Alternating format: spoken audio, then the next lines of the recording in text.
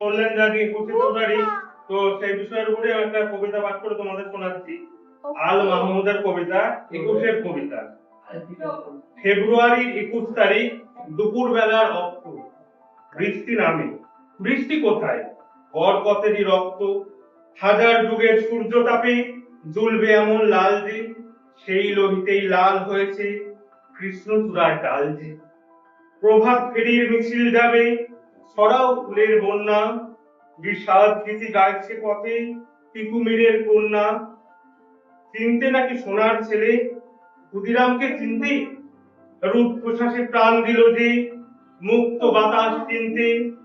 পাহাড় তলির মরণ চূড়ায় ঝাঁপ দিল যে অগ্নি, ফেব্রুয়ারির শোকের বসন পড়ল তারই অগ্নি।